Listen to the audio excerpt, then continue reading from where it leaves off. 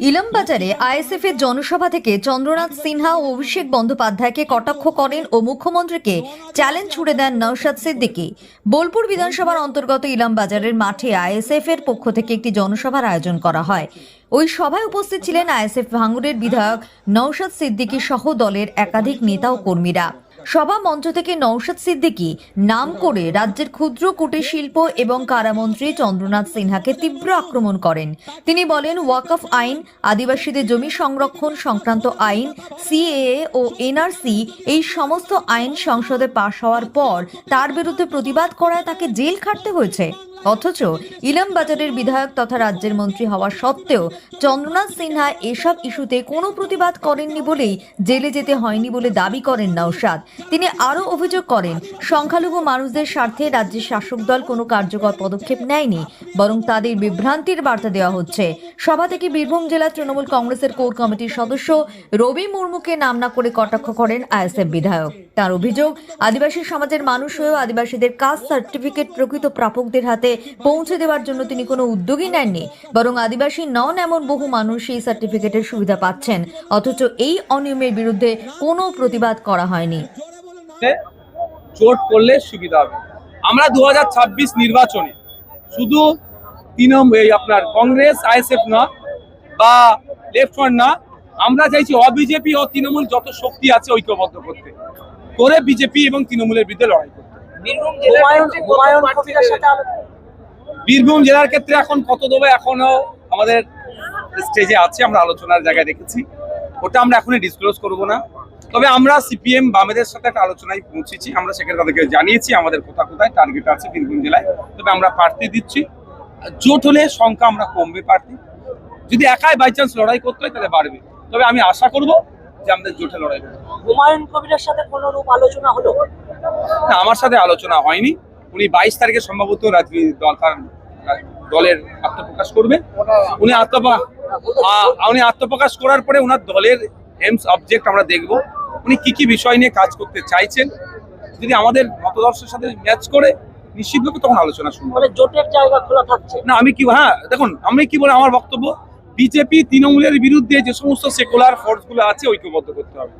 কিন্তু উনি তো বাবরি মসজিদ তৈরি করছেন, বাবরি মসজিদ, রাম মন্দির, দুর্গা মন্দির, কালী মন্দির, সরস্বতী মন্দির কেউ তৈরি করলে তাকে আমরা সাম্প্রদায়িক যদি বলে দিই তাহলে কিন্তু আমাদের কেউ খুবই আমাদের ঘৃণিত কাজ হবে। দাদা, আপনি একটা কথা বলছেন যে সরকারি রাজস্ব থেকে রাজস্ব লুট হয়ে যাচ্ছে। আমাদের বীরভূম জেলাতেও কিন্তু এরকম সরকারি রাজস্ব লুট হচ্ছে দিনের পর দিন।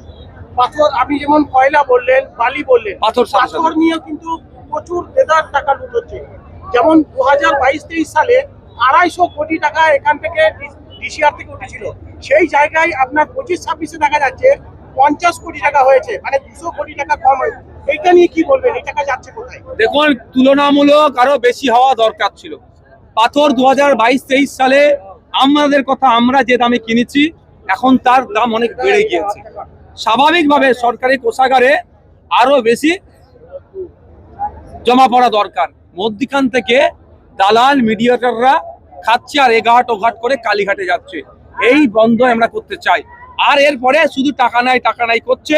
হসপিটালগুলোতে ডক্টর নয়, স্কুলগুলোতে শিক্ষক তো নয়, এখন চক ডাস্টারও নয়, বাচ্চারা যে টয়লেটে যাবে তারও দুরবস্থা। সরকারি কর্মচারীদের ডিএটা ঠিকঠাক পাচ্ছে না, কিন্তু টাকা অন্য জায়গায় খরচ হয়ে যাচ্ছে। ডিসিআর থেকে যে টাকা যা দায়িত্ব আছে সেই টাকা কিন্তু কলকাতায় 5 কোটি টাকা ধরা পড়েছে। বামফ্রন্টের তরফ থেকে বলা হচ্ছে যে প্রায় 35 কোটি টাকার উপর ধরা পড়েছে। দেখুন, আমার কাছে এক্সাক্ট ফিগার নাই যে কত টাকা ধরা পড়েছে, তবে ধরা পড়েছে এটা সত্য কথা। এবার পরিমাণটা কত, 5 টাকা হোক আর 500 কোটি টাকা হোক, চুরি তো হচ্ছে, এটা এত প্রমাণ হইতো। এটা বন্ধ করতে হবে। আমার রাষ্ট্রায়ত্ত সম্পত্তি, আমাদের সম্পত্তি রক্ষণাবেক্ষণের দায়িত্ব আমাদেরকে নিতে হবে। এই চোরেদের হাতে যদি সরকার চলে, এই চুরি হবে। এই চোরেদেরকে গণতান্ত্রিক প্রক্রিয়ায় বিতাড়িত করে আমরা যদি জনগণের সরকার তৈরি করতে পারি, এই সম্পদ জনগণের সম্পদ, রাষ্ট্রের সম্পদ, জনগণের স্বার্থে রাষ্ট্রের স্বার্থে খরচ হবে। 2011 সালের পর মমতা বন্দ্যোপাধ্যায় আজ দাবি করলেন সব থেকে বেশি বরাদ্দ করা হয়েছে সংখ্যালঘুদের জন্য। দারুণ কথা বলেছেন। শুধু 2011 সালের নয়, লাস্ট আপনি যদি 4টে বছর দেখেন, প্রায় 20,000 কোটি টাকা সংখ্যালঘুদের জন্য বরাদ্দ দেখিয়েছে।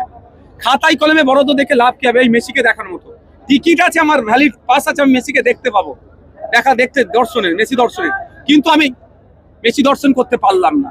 তো 5,500 কোটি টাকা এবারে বরাদ্দ আছে, কিন্তু সংখ্যালঘুদের জন্য খরচ কত টাকা হয়েছে? সংখ্যালঘু দলিত শুধু তাই নয়, এটা আমি বলে যাই, আদিবাসীদের উন্নয়নের জন্য প্রচুর বরাদ্দ হয়েছে, কিন্তু প্রকৃত অর্থে কতটা বড় খরচ হচ্ছে এটা দেখতে হবে। বছরের শেষে কত পার্সেন্টেজ খরচ হচ্ছে, আমি দায়িত্ব নিয়ে বলছি 50% এরা রিচ করতে পারে না, 50% নিচেরা। তাও আবার যে 50% সংখ্যালঘু দপ্তরের বরাদ্দকৃত টাকা স্কুল এডুকেশনে খরচ করছে, সংখ্যালঘু দপ্তরের বরাদ্দকৃত টাকা অন্য অন্য ডিপার্টমেন্টে খরচ করছে। কেন? এটা কেন হবে? আদিবাসীদের জন্য বরাদ্দকৃত টাকা স্কুল এডুকেশনে খরচ করছে, কেন খরচ হবে? এই মিসম্যানেজমেন্টটা হচ্ছে টাকা। ওই যে একটা ভিডিওতে আপনার এত মানুষ, তৃণমূলের কি মাথা ব্যথা হবে এবার? দেখুন যেভাবে দুর্নীতি করেছে, দেখুন এটা শুধু এই যে মানুষের উপস্থিতি, এটা ক্ষোভ, এটা আমার কিছু ব্যক্তিগত কারিশমা নাই, হয়তো আমি একটু বুঝিয়ে বলার চেষ্টা করি, শালীনতা বজায় রেখে আমি বক্তব্য দিই, মানুষকে যে বিষয়টা বলার চেষ্টা করি তাদের মগজে ঢোকানোর চেষ্টা করি, এতটুকুই। কিন্তু আমার ব্যক্তিগত কারিশমা নয়, এটা হচ্ছে শাসকের দুর্নীতি, অন্যায়, চুরির জবাব। এটা মানবেন, বোঝা দরকার যে আপনি 73টা প্রকল্প 76টা প্রকল্প চালানোর পরও এখানে বিনা বিরিয়ানির প্যাকেট, বাইকের তেল দেওয়া নেই, রোজ না দিয়ে আবার এখানে আসলে হুমকি দিচ্ছে দেখে নেব, তারপরেও মানে 5-7 হাজার মানুষের উপস্থিতি, আরো আসতো তাও আটকেছে, খবর পাচ্ছি। তাহলে এত উপস্থিতিটা বোঝার দরকার যে শাসক আজকে কোন জায়গায় পৌঁছেছে তার জনসমর্থনের কাছে।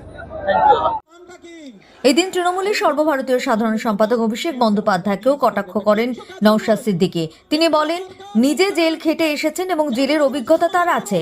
তিনি দাবি করেন অভিষেক বন্দ্যোপাধ্যায় বিজেপির বিরুদ্ধে কোনো মন্তব্য করেন না, কারণ মন্তব্য করলে তাঁকেও তিহার জেলে গিয়ে চা খেতে হবে। জনসভা থেকে নওশাদ সিদ্দিকী আরও বলেন, আইএসএফকে রাজ্যের ক্ষমতায় আনা হলে সমস্ত ধরনের দুর্নীতি ও তোলাবাজি আইনি উপায়ে বন্ধ করা হবে। বালি, পাথর ও কয়লার বেআইনি পাচার বন্ধ করার পাশাপাশি রাস্তায় পুলিশ কর্মীদের টাকা তোলার অভিযোগও বন্ধ করা হবে বলে দাবি করেন তিনি। মুখ্যমন্ত্রী মমতা বন্দ্যোপাধ্যায়ের উন্নয়নমূলক কাজের দাবিকেও চ্যালেঞ্জ জানিয়ে নওশাদ বলেন, উন্নয়নের নামে রাজ্যের মানুষকে ধ্বংস করা হয়েছে। তিনি প্রকাশ্যেই মুখ্যমন্ত্রীর সঙ্গে মুখোমুখি বসে তা প্রমাণ করার চ্যালেঞ্জ দেন। পাশাপাশি বলেন, তিনি যদি তা প্রমাণ করতে না পারেন তবে রাজনীতি ছেড়ে দেবেন। ডেভেলপ করার ক্ষমতা রাখে, তাহলে একা 41টা ডাক্তার কমে গেল কার আমলে? মমতা ব্যানার্জির আমলে। আর এখানে ব্লকের নেতা, তুমি মমতা ব্যানার্জির দলের বড় পদ নিয়ে বসে আছো, লজ্জা লাগলো না?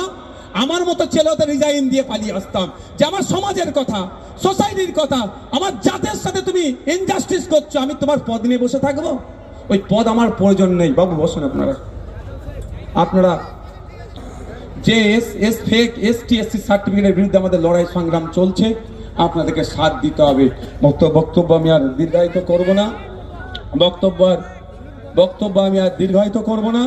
বন্ধুগণ, আমি আপনাদেরকে একটু ডাক দিয়ে যাচ্ছি, আগামী দিনে আমাদেরকে কলকাতার রাজপথে যেতে হবে। আপনারা যাবেন তো? আপনারা যাবেন তো নাকি? যাবেন তো নাকি? সেখানে দলিতের হয়ে কথা বলবো, উপস্থিত থাকবেন তো নাকি? আদিবাসীর হয়ে কথা বলবো, উপস্থিত থাকবেন তো নাকি? বাউরির হয়ে কথা বলবো, উপস্থিত থাকবেন তো নাকি? সেখানে মুসলমানের অধিকারের কথা বলা হবে, উপস্থিত থাকবেন তো নাকি? আগামী দিনে কলকাতা রাজপথে আমরা আসছি খুব তাড়াতাড়ি, আপনাদেরকে সেখানে যেতে হবে। মমতা ব্যানার্জিকে বুঝিয়ে দিতে হবে ওই ইমাম ভাতা দিয়ে, পুরোহিত ভাতা দিয়ে কোনো সমাজের উন্নয়ন করা যায় না। আবার সেটাও কম, সত্যিকারের যদি ভাতা দেওয়া দরকার 10,000 টাকা দিক না, ইমামদের 10,000, মুয়াজ্জিনদের 8,000 দিক, পুরোহিতদের 10,000 দিক।